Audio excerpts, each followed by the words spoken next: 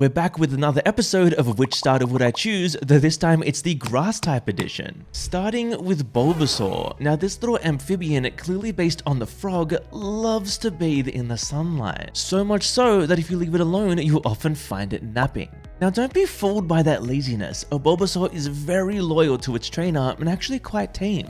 Though when becoming an Ivysaur, this changes just a little bit. An Ivysaur needs to bathe in the sunlight. It won't really grow unless it gets the sunlight that it needs. So most of the time, this thing's kinda gonna be laying around. Though it's all worth it once it becomes a Venusaur. This toad-like Pokemon is docile, yet incredibly powerful and respected. Venusaur tend to use their great strength to stop battles that break out within their forests, while also protecting them from outside dangers. A Pokemon with an incredibly calm nature that's also powerful enough to defend its territory is truly a beautiful sight. Next up we have the adorable Chikorita. This small dinosaur-like Pokemon loves the sun even more than Bulbasaur. It's actually said that the only time you'll see a Chikorita sad is when you don't allow it to go outside on a sunny day. Though as much as they love the sunlight, they also love affection. A Chikorita loves to be pet on the leaf on its head, and it's said that these leaves actually have a calming nature. Now when evolving into a Bayleaf, a Chikorita actually changes quite a lot. While yes, it still remains outgoing, it actually becomes a lot more cautious. So much so that if something was to happen to its parents, instead of being the one to protect its siblings, it would actually look for protection in other groups of grass-type Pokemon. Though once evolving into a Meganium, this Pokemon becomes a protector itself. Do you remember those calming qualities we spoke about earlier? Well, it's actually said that Meganium can release a special aroma from their flowers, calming even the most aggressive of fights around them. That's a wonderful quality to have, especially in a Pokemon that's so protective and affectionate towards its trainer.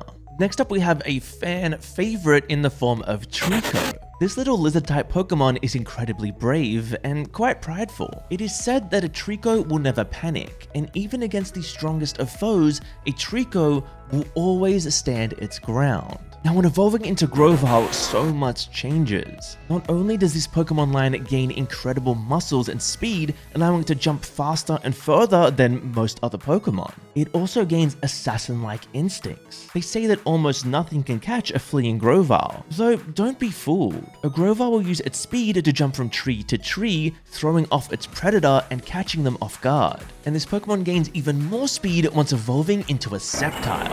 The Sceptile uses its bladed leaves to take down its foes. So this line really matures. A Sceptile is actually a really protective and nurturing Pokemon. They care so much about the plants and trees within the forest they inhabit. Talk about maturing. Going from that incredibly prideful little Trico to the unbelievably protective and nurturing Sceptile is quite a beautiful transition. Next we have the adorable turtle-like Pokemon in Turtwig.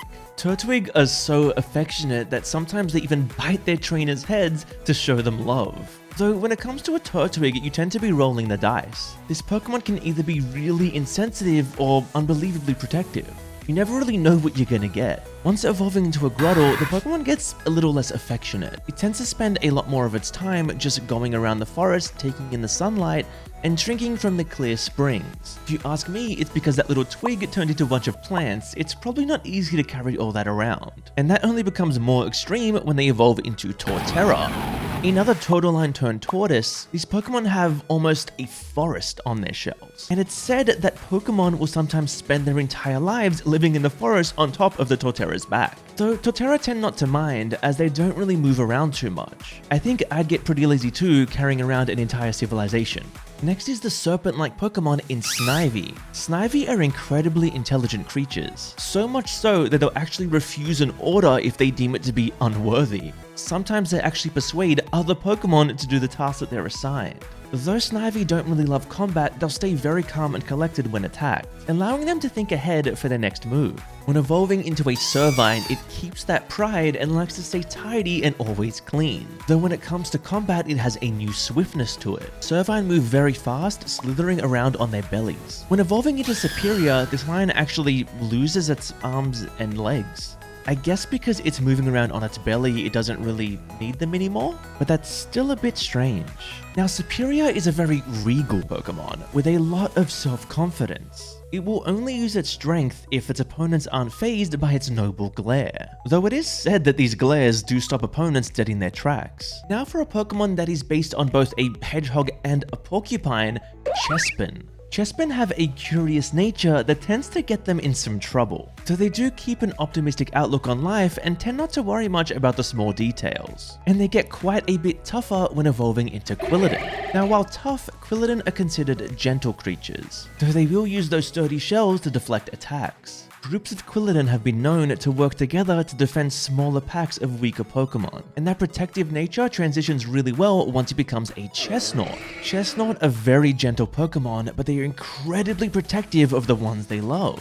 It will use its own body as a shield to protect its trainer from harm. If you mess with a Chestnut's trainer, it will become violent. Truly a selfless Pokemon. Now time for the round owl-like Pokemon in Rowlet.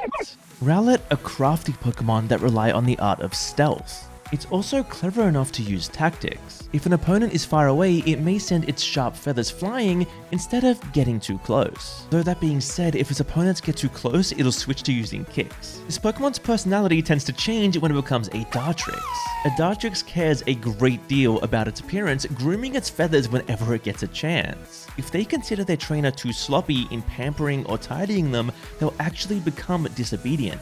Losing that calm nature the Rowlet had, if this Pokemon falls behind in battle, it tends to just give up and get overwhelmed. So that calmness is restored when this Pokemon evolves into a Decidueye. Though I must ask, why is the final evolution of this line a ghost type now?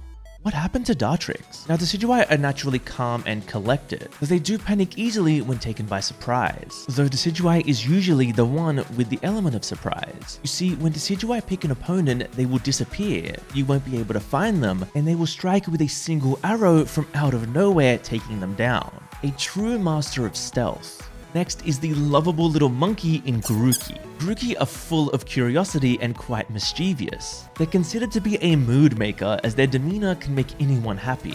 When a Grookey is born, it will grab a nearby stick and keep it with it for the rest of its life. Talk about loyalty. Now when evolving into Thwackey, this Pokemon becomes a lot more musical. It walks swaying back and forth with the rhythm and drumming with its two sticks. Though it can become so immersed in its practicing that it starts to neglect its trainer. So that makes sense because once this Pokemon becomes a Rillaboom, the strongest drummers tend to be the leaders of their packs. And while Rillaboom are incredibly strong, they have a very gentle nature, only getting involved in fights when it's to protect those they love. And when it comes to that, they will fight ferociously. It's said in Galarian folklore that when a Rillaboom is drumming, the rules of nature no longer apply. Predator and prey will dance together in harmony. And last but not least, we have the cat-like starter in Spriggato. Spriggato love attention, so much so that if they don't get enough attention, they'll actually start to sulk.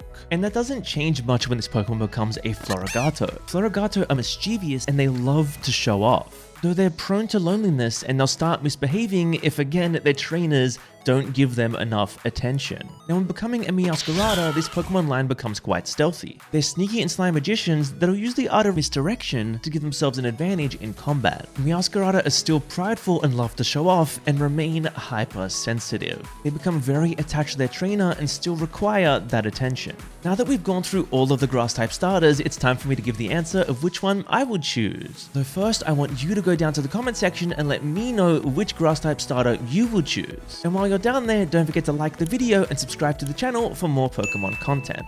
Now this once again won't be a surprise to people that are regulars around the channel. I would pick Grookey. Grookey is one of my favorite Pokemon of all time, and you can even see that in the banner on my channel. I love how mischievous this Pokemon is and how it grows into the old and wise Rillaboom that can break the laws of nature with music. Truly a beautiful story. I hope you enjoyed this video, and if you did, click here to see which water type starter I would choose.